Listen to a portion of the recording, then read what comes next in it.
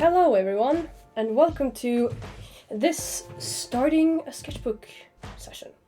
And this is no normal starting a sketchbook. This is a concept art sketchbook, basically, where I will work on one story in the sketchbook. And the idea is to this is the sketchbook that I've been using now, everyday basis. And I have some things that I want to clip out from this one and then glue into this one. This sketchbook, I made it myself. I drew this little thingy. And then, so it's basically about my stories, The Magpies, which is why there's a magpie on the front. And VoiceOver HT will talk more about what that actually entails. But yeah, so this video will basically be me in the background, just, clipping and gluing, clipping and cutting and gluing and fixing.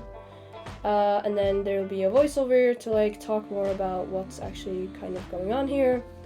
And then, yeah, so if you want to do some art yourself, or just get some good snacks or something while you watch, then you're welcome to do that.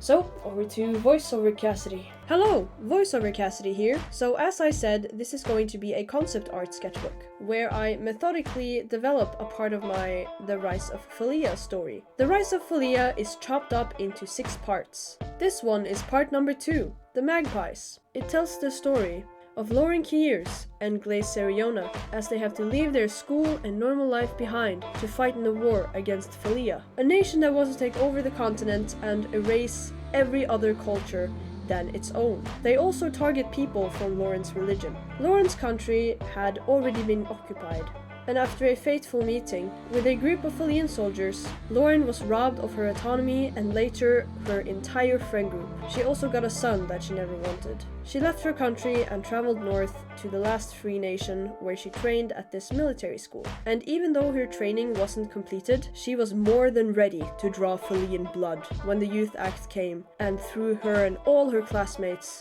into the war as soldiers. Glaze was kind of scared, but also excited at first when the Youth Act happened. Glaze had always been good at getting into fights through her childhood.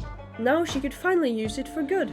At the end of the day, she never really wanted to go to war. At the end of the day, she never really wanted to be in the military, and especially not go to war. Let's be honest, no one ever wants that. She just wanted to finish off school and take her music career more seriously going forward. Glaze also had a secret wish that Lauren, if she'd want to, could live with her, and maybe they'd get to look after Lauren's kid together too. The plot of The Magpies is that Lauren needs to lead this troop of mostly teenagers on different missions. At first, the Magpie troop spends a lot of time in the wild, cold and forgotten parts of Morsgland. They sneak into secret bases and steal intel from the enemy, as well as sabotage the hideouts while they're at it. They strike in the dark. No real first-hand confrontation with the enemy. The troop is near the war front when they get mixed up into the Battle of Goldenstraat, the bloodiest battle of the war to this day. The Allies took an immense loss, millions of humanoids with rich inner lives and dreams dead on the muddy, bloody soil. The Magpie troop gets to see and feel the true horror of the war. So let me summarize. In this story, there will be forbidden love, because the military is strict about that amongst their soldiers. It could really distract from their missions, and we can't have any of that. And the story will have slow burn romance, there will be friendships, brother and sisterhood, epic sci-fi battles, Second World War horror, some environmental and body horror, and betrayal. Hell yeah! Yes! So yeah, I'm going to have a lot of fun with this story. I want to make it so the audience cares about every single member in the Magpie troop.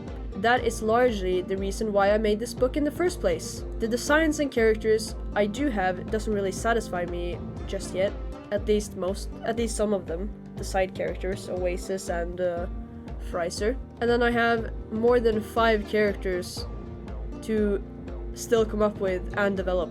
So in this video here, you can see that I am working on my already established characters, who they are, and what I want to work on with each of them. The way I go about making the other people in the troupe is to start with the archetype of who they are, so that they can complement each other. For example, if I have a teenager that feels like they have no parents or family anymore, then I'll make another more grown-up person to be their stand-in parent. I'll make people care about all of them because all of them will be connected and bonded in some way. I want it to be a big web of all of them being connected in more ways than one, or to more people than one person. The concepts I've come up with so far for the new characters are a pair of twins that operate a rocket launcher and a 35-year-old woman who has lost her husband and has half a skull tattooed to her face because when he died, a part of her died with him. So now she just wants to shoot some Falean pigs, and she is happy to let Miss Kears lead.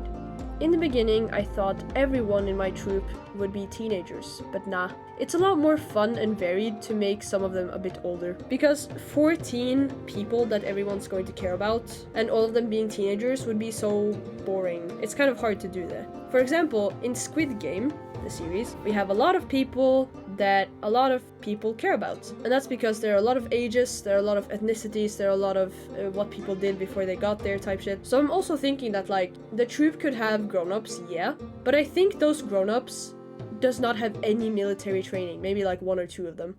I think, for example, that woman, she probably knows how to handle a rifle or something, and maybe she was on like because some people have like local teams of like, not military, but kind of. So I think she was maybe on like the home team of that, and then she came to the actual army, and it's a lot bigger, and Lauren Kears is more routined and knows a lot more about the military than she does. We'll just have to see about that, because it would be cool if she was in a like a military fighter duo with her husband before he died. We'll just have to see.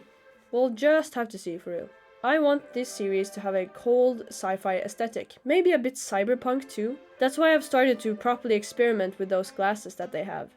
First I only drew like Lauren having those glasses. If you see my Instagram, you'll see that drawing there. And then now I'm like, okay, what would the rest of the crew have, and what color would they have if they also had glasses? For example, Glaze with the red ones. I'm dying! This is foreshadowing! It's foreshadowing! Anyway,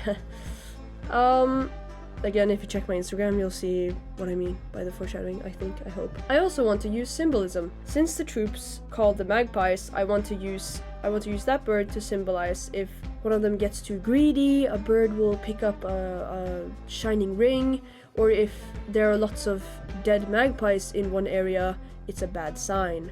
That can be very fun. So yeah, thanks for watching and hearing me out. I hope at least some of it made sense. If you're interested in this project, then please leave a comment. And hey, maybe give me a character concept suggestion for the other troopers as well in the comments. I won't say no to a bit of tips here. It's a lot of characters. I'll work on this book mostly in the background, and I might post some updates about it on Ko-Fi if there is any interest. And hey, please subscribe if you wanna hear about Lauren, Glaze, and the gang. And if you want to get notified in a few years when this sketchbook is ready for a tour. Thank you. Cass out.